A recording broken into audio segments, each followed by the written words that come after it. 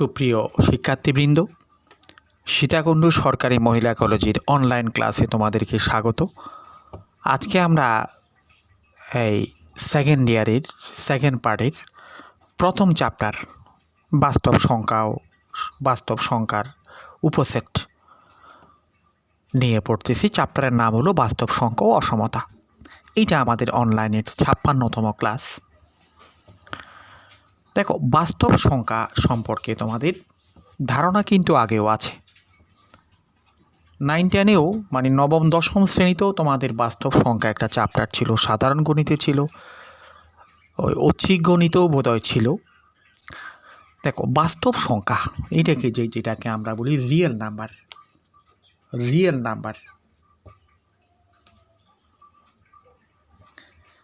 Real number সম্পর্কে ধারণা থাকতে গেলে তোমাকে পূর্ণ সংখ্যা বুঝতে হবে, স্বাভাবিক সংখ্যা বুঝতে হবে, মৌলিক সংখ্যা বুঝতে হবে, অঋণাত্মক সংখ্যা, এগুলা সম্পর্কে স্পষ্ট ধারণা থাকলে পরে তুমি পারবে। এখন যদি বলে যে বাস্তব সংখ্যা কাকে বলে, বাস্তব সংখ্যা হচ্ছে যে এই যে তোমাকে যেটা বললাম, পূর্ণ সংখ্যা, স্বাভাবিক সংখ্যা, মৌলিক সংখ্যা, ধনাত্মক সংখ্যা, ঋণাত্মক সংখ্যা, মূলত অমূলত সংখ্যা, এই সমস্তগুলো নিয়ে হচ্ছে বাস্তব সংখ্যা। মানে বাস্তবে আমরা যেগুলো দেখতে পাই। বাস্তব সংখ্যার সেটকে এই ক্যাপিটাল আর দ্বারা প্রকাশ করা হয়ে থাকে। এই আরটাকে এইভাবে দেওয়া হচ্ছে, মানে একটা সিম্বল দেওয়া হচ্ছে। আর এটা দেখলেই তুমি বুঝবা যে এটা রিয়েল নাম্বার সেট প্রকাশ করা হচ্ছে। তাহলে দেখো, আমরা কিছু আলাপ করি, পূর্ণ সংখ্যা নিয়ে আলাপ করি। পূর্ণ সংখ্যা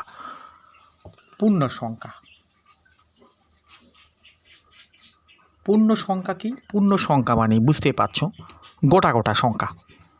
এটাকে ইংরেজিতে বলতেছে ইন্টিজার।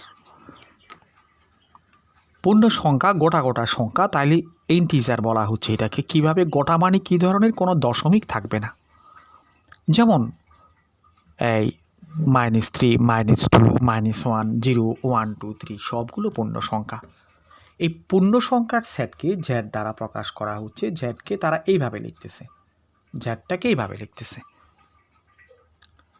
তাহলে জেড মানে কি? জেড মানে আমরা লিখতে পারবো যে, তুমি লিখো ডট দিয়ে, যেমন -4, -3, -2, -1, 0, 1, 2, 3, 4 এইভাবে যাচ্ছে আর কি। আমি মাঝখানের কয়েকটা লিখলাম, সামনেরগুলো খালি, পিছনে খালি, মানে অসীম সংখ্যা, শেষ নাই, বলে শেষ করা যাবে না।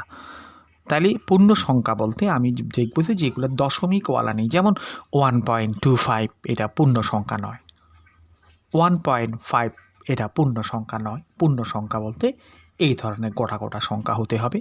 এবং পূর্ণ সংখ্যার সেটকে ইংরেজিতে বলে ইন্টিজার। একটু মনে রাখা উচিত, ইংরেজি নামগুলো মনে রাখা উচিত। এবং এই ক্যাপিটাল জেড দ্বারা প্রকাশ করা হচ্ছে, জেডটাকে এইভাবে লেখা হচ্ছে। তারপর তুমি দেখো স্বাভাবিক সংখ্যা মানে ন্যাচারাল নাম্বার। স্বাভাবিক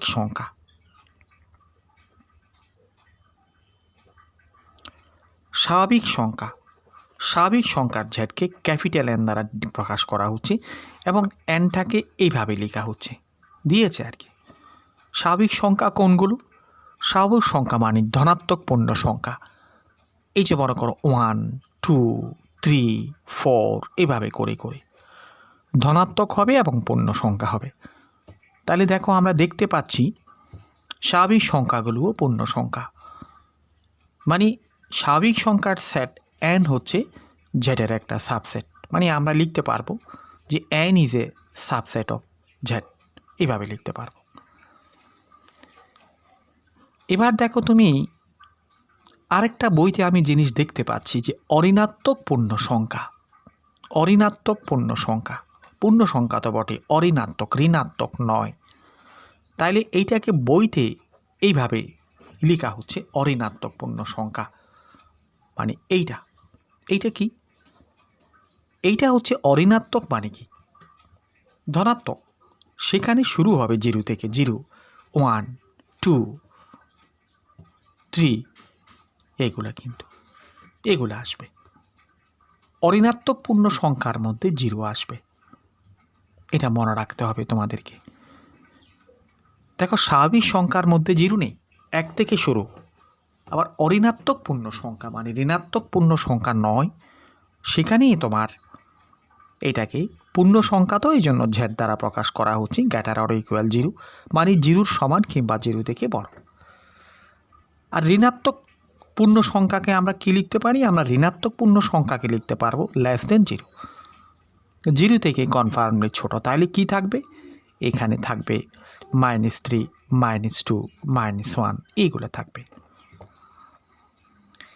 এবার তুমি দেখো এগুলা অঋণাত্মক পূর্ণ সংখ্যা, এগুলো ঋণাত্মক পূর্ণ সংখ্যা, এগুলো স্বাভাবিক সংখ্যা, এগুলো পূর্ণ সংখ্যা। এবার দেখো সবচাইতে ইম্পর্টেন্ট এই কথাগুলো তোমরা মনে রাখতে হবে। মূলদ সংখ্যা, মূলদ সংখ্যা ইংরেজিতে বলি রেশনাল নাম্বার, রেশনাল নাম্বার বলে মূলদ সংখ্যাকে। কেমন? রেশনাল নাম্বার হচ্ছে যে সেই সমস্ত সংখ্যা, যে সমস্ত সংখ্যাকে p/q আকারে প্রকাশ করা যাবে, যেখানে p/q দুটাই পূর্ণ সংখ্যা হবে এবং কিউর মান জ্যাট হতে পারবে না, এই শূন্য হতে পারবে না। এই জাতীয় সংখ্যাগুলোকে বলে যে মূলদ সংখ্যা, এবং সেটকে কিউ দ্বারা প্রকাশ করা হচ্ছে, কিউকে এইভাবে লেখা হচ্ছে। তাহলে কথাটা আরেকটু আমরা ডিটেলস বলি। যে সমস্ত সংখ্যাকে p/q আকারে প্রকাশ করা যাচ্ছে, যেখানে p/q দুটাই পূর্ণ সংখ্যা হতে হবে, মানে জ্যাটের উপাদান হতে হবে, এবং কিউর মান জিরো হতে পারবে না, জিরো হতে পারবে না। তার মানে কি? কিউ জিরো হলে কি হয় একটু চিন্তা করো। কোনো ভগ্নাংশের যদি হর যদি শূন্য চলে আসে, তার মান তো অসংজ্ঞায়িত হয়ে যায়, এই জন্য জিরো আসতে পারবে না। উপরেরটার মান জিরো আসলে আসুক গিয়ে, কিউর মান জিরো আসতে পারবে না, কোনো ভগ্নাংশের হর জিরো আসতে পারবে না। এবং p/q এগুলো কিন্তু দুটাই কিন্তু পূর্ণ সংখ্যা।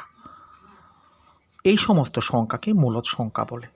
তুমি অনেকভাবে মনে রাখতে পারো, তুমি এইভাবেও মনে রাখতে পারো বোঝার জন্য। যে সমস্ত সংখ্যাকে দুইটা পূর্ণ সংখ্যার অনুপাতে প্রকাশ করা যাবে, যেখানে হর জিরো হতে পারবে না, মানে জিরো হর ব্যতীত যে কোনো দুইটা পূর্ণ সংখ্যার অনুপাতকে বলা হচ্ছে মূলদ সংখ্যা। যেমন আমি যদি বলি টু মূলদ সংখ্যা আর অমূলদ সংখ্যা, তাহলে তুমি দেখো 2কে 2/1 লেখা যাবে। তাহলে p/q আকারে প্রকাশ করা গেল, যেখানে এটা 0, 9 দেখতে পাচ্ছি, 1, 2 এগুলো মূলদ সংখ্যা, তাহলে অবশ্যই কিউ মূলদ সংখ্যা। 1, 2 এগুলো পূর্ণ সংখ্যা, তাহলে 2 অবশ্যই মূলদ সংখ্যা। তাহলে দেখো মূলদ সংখ্যা 9 কোনগুলো? যেমনটি ধরো আমি বললাম যে √2, √2কে আমি কিভাবে লিখতে পারি? √2/1 লিখতে পারি, √2/1 লিখতে পারি। √2 মানে 1.4142 এইভাবেই যেতে থাকবে। তাহলে p/q আকারে প্রকাশ করা গেল। দেখো p এইটা, q এইটা, p পূর্ণ সংখ্যা নয়, এই জন্য এটা মূলদ সংখ্যা নয়, মানে এই শর্তগুলো মেনে চলছে না। হর এবং লব দুটোই পূর্ণ সংখ্যা হতে হবে, এটা পূর্ণ সংখ্যা নয়, এই জন্য এটা অমূলদ সংখ্যা। তার মানে √2টা কিউতে নেই, কিউতে নেই √2টা, তার মানে √2টা মূলদ সংখ্যা নয়, √2টা অমূলদ সংখ্যা। সাধারণত √2, √3, √5, √6 যেগুলো পূর্ণবর্গ সংখ্যা নয়, সেগুলোকে রুট করলে মূলদ সংখ্যা বেরিয়ে আসে, অমূলদ সংখ্যা বেরিয়ে আসে। আমি কি বললাম? উল্টাটাই বললাম। মূলদ সংখ্যার সেটকে কিউ দ্বারা প্রকাশ করা হচ্ছে, আর অমূলদ সংখ্যার সেটকে কিউ দ্বারা প্রকাশ করা হচ্ছে। অমূলদ সংখ্যাকে বলে ইরেশনাল নাম্বার, এটাকে কিউ প্রাইম দ্বারা প্রকাশ করা হচ্ছে, কিউকে এইভাবে লেখা হচ্ছে। তাহলে দেখো আমরা মূলদ সংখ্যা পড়লাম, অমূলদ সংখ্যা পড়লাম, এই দুটো ডেফিনিশন অনেকের কাছে ক্লিয়ার নয়, এইগুলা কিন্তু তোমাদের ক্লিয়ার করতে হবে। দেখো বাস্তব সংখ্যাকে প্রধানত দুই ভাগে ভাগ করা হয়েছে, মূলদ সংখ্যা এবং অমূলদ সংখ্যা। মূলদ সংখ্যা এবং অমূলদ সংখ্যা দুই ভাগে ভাগ করা হয়েছে। তারপরে আবার মূলদ সংখ্যার বিভিন্ন ক্লাসিফিকেশন আছে। দেখো মূলদ সংখ্যার সেটকে কিউ দ্বারা প্রকাশ করা হচ্ছে, আর অমূলত সংখ্যার সেটকে কিউব প্রাইম দ্বারা প্রকাশ করা হচ্ছে। তাইলে মূলত অমূলত ইউনিয়ন করলে সেটা হচ্ছে রিয়েল নাম্বার সেট। এগুলো কিন্তু জানা থাকা দরকার। মানে মূলত এবং অমূলত মিলে হচ্ছে বাস্তব সংখ্যা। Real number equal to rational number union irrational number, এই দুটো সেট মিলে যেটা হচ্ছে সেটা হচ্ছে রিয়েল নাম্বার সেট। বইতে তোমার বই পড়বে, বইতে আরও কিছু আছে, যেমন এই সম্পর্কগুলো আমরা একটু আলোচনা করতে পারি। এই যে স্বাভাবিক সংখ্যার সেট হচ্ছে পূর্ণ সংখ্যার সেটের একটা সাবসেট। আবার তুমি দেখো পূর্ণ সংখ্যার সেট হচ্ছে কিউয়ের একটা সাবসেট। কিউ মানে মূলত সংখ্যার সাবসেট। হ্যাঁ, কি বলছিলাম যে স্বাভাবিক সংখ্যার সেট পূর্ণ সংখ্যার সেটের সাবসেট, পূর্ণ সংখ্যার সেট মূলত সংখ্যা সেটের সাবসেট। আবার মূলত সংখ্যার সেট বাস্তব সংখ্যার সাবসেট। এগুলো আমরা বুঝতে পারতেছি কিন্তু, তাই না? এইগুলো কিন্তু আমাদের জানতে হবে। তার মানে আমরা যদি কম্বাইনলি লিখতে পারি স্বাভাবিক সংখ্যার হচ্ছে যে পূর্ণ সংখ্যার সাবসেট, আবার পূর্ণ সংখ্যা হচ্ছে মূলত সংখ্যার সাবসেট, আবার মূলত সংখ্যা হচ্ছে আর এর সাবসেট, রিয়েল নাম্বারের সাবসেট। এই একেবারে এগুলো কতগুলো মৌলিক সম্পর্ক, এগুলো আমাদেরকে জানতে হবে। তাইলে আমরা বাস্তব সংখ্যা সম্পর্কে একদম পরিচ্ছন্ন একটা কনসেপ্ট রাখতে পারবো। দেখো আমি তোমাদেরকে বলি, দেখো যেমন রুট টুর কনসেপ্টটা কিভাবে আসলো, এই ধারণাটা আমরা কিভাবে পেলাম। মনে করো একটা বাস্তব সংখ্যা রেখা, এটা আমরা জানি, আমরা কিন্তু বাস্তব সংখ্যা রেখা সম্পর্কে জেনে আসছি 9-10-এ। সুতরাং এগুলো বুঝতে হবে। বাস্তব সংখ্যা রেখা মানে একটা রেখার মধ্যে আমরা বাস্তব সংখ্যাগুলো রিপ্রেজেন্ট করতে পারি, অথবা বাস্তব সংখ্যাগুলোকে একটা রেখার মাধ্যমে আমরা উপস্থাপন করতে পারি। যেমন এখানে 0, এটা মনে করো 1, এটা মনে করো 2, 1 2 এভাবে যাচ্ছে আর কি। এদিকেও মনে করো এটা -1, এটা -2 এভাবে যাচ্ছে এদিকেও। এই 0 থেকে 1 পর্যন্ত আমরা হয়তো সুবিধার জন্য আরও 10 ভাগ করলাম। মনে করো এই ধরনের ভাগগুলো 1 2 3 4 5, যে 1 2 3 4 5 এভাবে দিলাম আর সুবিধার জন্য আরও ছোট করতে পারি, এতে কোনো অসুবিধা নেই। মানে আমি এই জিনিসটা তোমাকে বোঝাতে চাচ্ছি যে রুট টু কীভাবে আমি রিয়েল লাইনের মধ্যে রিপ্রেজেন্ট করব সেই জিনিসটা। এটা 0, এটা 1 যেখানে আছে এখানে আমি একটা লম্ব অঙ্কন করি, পারপেন্ডিকুলার অঙ্কন করলাম। পারপেন্ডিকুলার অঙ্কন করি, এই 1-এর সমান ব্যাসার্ধ নিয়ে আমি এটা কেটে নিলাম। মনে করো ঠিক এটার দূরত্ব এইটাকে মনে করো আমি এটাকে ও বিন্দু ধরো, এটাকে এ বিন্দু ধরো, এটাকে বি বিন্দু ধরো, আমরা ও এ যোগ করলাম। দেখো তাহলে অবশ্যই এটা একটা সমকোণী ত্রিভুজ, লম্ব অঙ্কন করেছি, কোনো অসুবিধা নেই। এই দূরত্বটা হচ্ছে 1, এই দূরত্বটা হচ্ছে 1। তাহলে সমকোণী ত্রিভুজের যদি ভূমি 1 হয়, লম্ব যদি 1 হয়, অতিভুজ হবে √1² + 1² মানে √2। এই দূরত্বটা হচ্ছে √2। তার মানে ও থেকে এ বিন্দুর যে ডিস্টেন্স সেটি হচ্ছে √2। এই দূরত্ব আমি এখানে কেটে নিই, দূরত্ব নিয়ে যদি বৃত্তচাপ অঙ্কন করি, তাহলে এই রিয়েল লাইনের মধ্যে যেখানে ইন্টারসেক্ট করতেছে এইটা আমি যদি সি ধরি, তাহলে ও সি ইকুয়াল টু হচ্ছে √2। মানে আমি তোমাদেরকে বোঝাতে চাচ্ছি যে এই যে একটা রিয়েল লাইনের মধ্যে অমূলত সংখ্যা, যেমন ধরো √2কে কীভাবে আমি বসাবো, সেই জিনিসটা তোমাদেরকে বোঝাতে চাইছি। বইতে আছে, একটু ডিটেলস পড়বা। এবার আসো তুমি বাস্তব সংখ্যার স্বীকার্য ভিত্তিক বর্ণনা। বাস্তব সংখ্যার স্বীকার্য ভিত্তিক বর্ণনা তোমার বইতে আছে, বই দেখতে হবে। এই পড়াগুলো পড়লে তুমি তোমার তৃপ্তি মিটবে না যদি যথেষ্ট মনোযোগ দিয়ে না পড়ো। বাস্তব সংখ্যার স্বীকার্যভিত্তিক বর্ণনা, তার মানে কি বাস্তব সংখ্যা যে নিয়মগুলো স্বীকার করে চলে, যে নিয়মগুলো মেনে চলে, এটা হচ্ছে বাস্তব সংখ্যার স্বীকার্যভিত্তিক বর্ণনা। কী নিয়ম মেনে চলে? যে নিয়মগুলো মেনে চলে এগুলো আমরা অনেক আগে থেকে জানি, তো এতদিন পরে কেন পড়ছি? আমরা যেহেতু বাস্তব সংখ্যা চ্যাপ্টার পড়তেছি, বাস্তব সংখ্যার যে নিয়মগুলো মেনে চলে এইগুলো আমরা আগে থেকে জানি, কিন্তু নিয়ম আকারে কিন্তু আমরা কখনো শিখি নাই। এখানে আমরা নিয়ম আকারে শিখতেছি। যেমন ধরো তোমার বইতে আছে, তুমি বই প্রকাশ করো বাস্তব সংখ্যার স্বীকার্য। প্রথমে হচ্ছে আবদ্ধতা, এটাকে বলে ক্লোজার্স। আবদ্ধতা, আবদ্ধতা, আবদ্ধতা কী জিনিস? আবদ্ধতা কী জিনিস তুমি একটু খেয়াল করো। যেমন ধরো এ বি বিলংস টু আর, মানে এবং বি বাস্তব সংখ্যা, এবং বি বাস্তব সংখ্যা যদি হয় তাইলে A plus B belongs to আর হবে। তার মানে বোঝাচ্ছে যে কোনো দুইটা বাস্তব সংখ্যা যদি আরে থাকে, এগুলোর সমষ্টি অবশ্যই আরে থাকবে। এই জিনিসটাকে বলা হচ্ছে যোগের আবদ্ধতা। এটাকে কি বলে? যোগের আবদ্ধতা। তোমরা বুঝতে হবে যোগের আবদ্ধতা দুই ধরনের নিয়ম আছে, একটা যোগের আর একটা গুণের।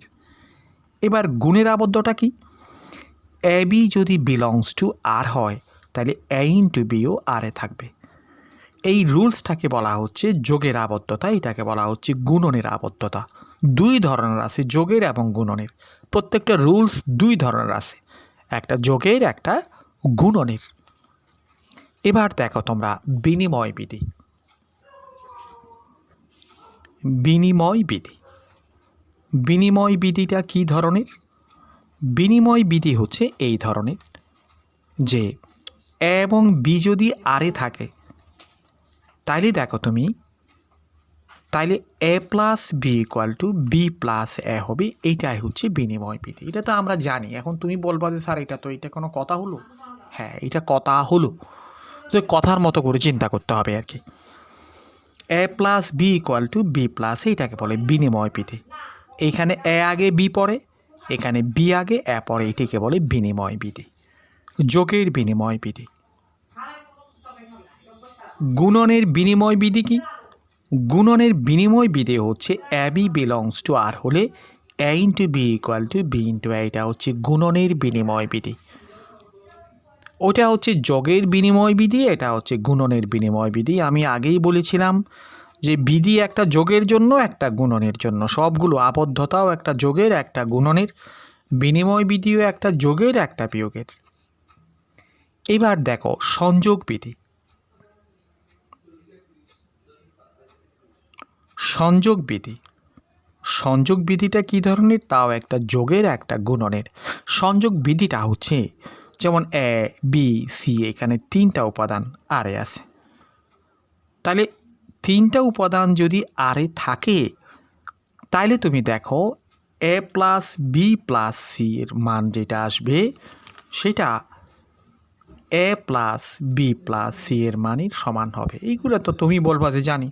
হ্যাঁ জানো, ঠিক আছে, কিন্তু এই সূত্র আকারে আমরা জানি নাই, সেটাই হচ্ছে নতুন। নতুন যেটা সেটার জন্য তুমি জানতেছ।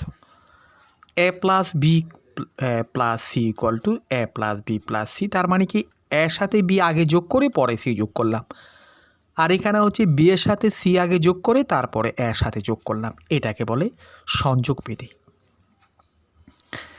এবার দেখো তোমার এটা হচ্ছে যোগের সংযোগ বিধি। এবার গুণনের সংযোগ বিধি কি? গুণনের সংযোগ বিধি হচ্ছে এত হলে A into B into C equal to A into BC. এইটা হচ্ছে গুণনের সংযোগ বিধি। তোমাকে এই নিয়ম অনুসারে এগুলো একটু জানা দরকার। তারপর দেখো অভেদকের অস্তিত্ব। অভেদকের অস্তিত্ব, অভেদকের অস্তিত্ব মানে অভেদক। আগে অভেদক দেখো তুমি, অভেদক, অভেদকের অস্তিত্ব, এক্সিস্টেন্স অফ আইডেন্টিটি। অভেদকের অস্তিত্ব,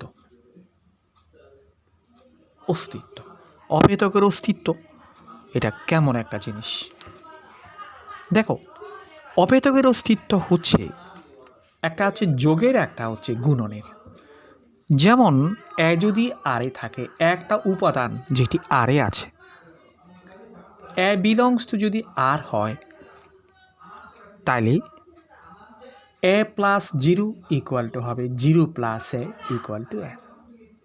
তার মানে বোঝাচ্ছে যে তুমি যে কোনো বাস্তব সংখ্যা যদি আরে থাকে সেটার সাথে যদি 0 যোগ করো, অথবা 0-র সাথে যদি সেই বাস্তব সংখ্যাটা যোগ করো, সেটাই আবার ফিরে আসবে। এইটাকে বলা হচ্ছে যোগের অভেদক। মানে 0টাকে বলা হচ্ছে যোগের অভেদক। এটা হচ্ছে যোগের অভেদক। আর গুণনের অভেদক দেখো, এইটা হলে A into 1 equal to 1 into A equal to A. এখানে 0কে বলা হচ্ছে যোগের অভেদক, আর 1কে বলা হচ্ছে গুণনের অভেদক। মানে কোনো বাস্তব সংখ্যার সাথে 1 গুণ করা হলে কিংবা 1-এর সাথে সে বাস্তব সংখ্যা গুণ করা হলে সেটি আসবে। এটি হচ্ছে যোগের অভেদক। যোগের অভেদক বলা হচ্ছে 0কে, গুণনের অভেদক বলা হচ্ছে 1কে। এটা একটু মনে রাখতে হবে। এবার দেখো বিপরীতকের অস্তিত্ব। বিপরীতকের অস্তিত্ব,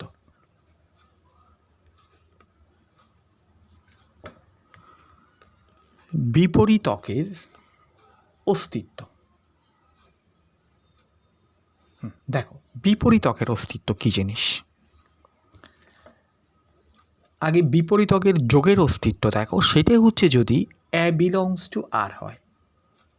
এ যদি আরে থাকে তবে মাইনাস এ বিলংস টু আর। এ যখন আরে থাকবে সে আরে অবশ্যই আরেকটা মাইনাসে থাকবে, যেন ওই যে এ প্লাস মাইনাস এ অথবা মাইনাস এ প্লাস এ ইকুয়াল টু 0 হয়। এটা হচ্ছে বিপরীতক। এর বিপরীতক হচ্ছে মাইনাসে।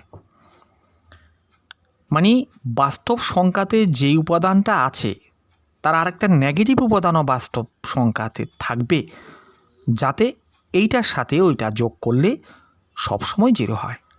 এটাকে বলে বিপরীতক, যোগের বিপরীতক। আর এবার দেখো গুণনের বিপরীতক। গুণনের বিপরীতক কি? গুণনের বিপরীতক হচ্ছে এ যদি আরে থাকে তবে এ টু দি পাওয়ার -1 আরে থাকবে, যাতে করে এ into A to the power -1 কিংবা A to the power -1 into A equal to 1 হয়। এটা হচ্ছে গুণনের বিপরীতক, আর এটা হচ্ছে যোগের বিপরীতক। হ্যাঁ, আমাদের যেগুলো আমরা পড়ে আসছি সেখানে অভেদকের অস্তিত্ব এবং বিপরীতকের অস্তিত্বগুলো আমাদের খুবই ইম্পর্ট্যান্ট। আমরা এগুলো একটু দেখতে হবে, এগুলো ভালো করে তোমরা দেখতে হবে। আরও আছে দুটো, তোমরা বই দেখো, তোমরা বইতে দেখতে হবে। আমরা হয়তো সবগুলো পড়ে আসছি না, প্রায় পড়ে আসছি। যেগুলো গ্যাপ আছে এগুলো কিন্তু তোমরা বই থেকে দেখে ফেললে একদম ক্লিয়ার হবে। এবার দেখো আরও দুটো আছে, বন্টন বিধি, ডিস্ট্রিবিউটিভ ল, বন্টন বিধি, আর একটা আছে অনুন্নতা বিধি। বন্টন বিধি কি? বন্টন বিধি হচ্ছে এই ধরনের। বন্টন বিধি, বন্টন বিধি হচ্ছে যেমন ধরো A B C belongs to যদি আর হয়, তাহলে A plus A into B plus C equal to A B plus A C. এইটা হচ্ছে বন্টন বিধি, যোগের বন্টন বিধি। এইটা কি? এটা হচ্ছে যোগের বন্টন বিধি। এখানে যোগও আছে, গুণও আছে। এটা বন্টন বিধি বলে, কারণ এখানে যোগেরও সম্পর্ক দেখতে পাচ্ছি, গুণনেরও আছে। বন্টন বিধিটা এক ধরনের। তারপরে আছে একটা অনুন্নতা। অনুন্নতা, অনুন্নতা বিধি, অনুন্নতা বিধি। অনুন্নতা বিধি কী ধরনের? অনুন্নতা বিধি হচ্ছে যে যদি A B C D belongs to R হয়, এই সবগুলো যদি রিয়েল নাম্বার হয় এবং এ ইকুয়াল টু যদি বি হয়, সি ইকুয়াল টু যদি ডি হয়, তাহলে আমরা লিখতে পারবো যে সুতরাং A plus C equal to B plus D আমরা লিখতে পারবো। এইগুলাকে বলে অনুন্নতা বিধি। অনুন্নতা বিধি, মানে এর সাথে যখন আমি সি যোগ করব, বির সাথে ডি যোগ করব, তার মানে দুটো জিনিস সমান হলে দুই পাশেই সমান জিনিস যোগ করা যাবে। এইখানে যেমন সি দিয়েছি, এখানে ডি দিয়েছি, তো সি ডি সমান এই জন্য দিয়েছি। এইটাকে বলে অনুন্নতা বিধি, যোগের অনুন্নতা বিধি। আর গুণনের অনুন্নতা বিধি কী ধরনের? গুণনের অনুন্নতা বিধি হবে যে এই এসি ইকুয়াল টু বিডি, মানে সমান জিনিস তারা গুণ করা যাবে। তাহলে অনুন্নতা বিধি বলতে দুটো জিনিসের একটা ইকুয়েশানের দুই পাশে সমান জিনিস যোগ করা যাবে, এটা বলে যোগের অনুন্নতা বিধি। আর দুইটা ইকুয়াল জিনিসের দুই পাশে সমান জিনিস গুণ করা যাবে, এটা হচ্ছে গুণনের অনুন্নতা বিধি। তাহলে আপাততভাবে আজকে আমাদের এই ক্লাসটা এখানেই শেষ হোক। আশা করি তোমরা ভালো থাকবে। ধন্যবাদ।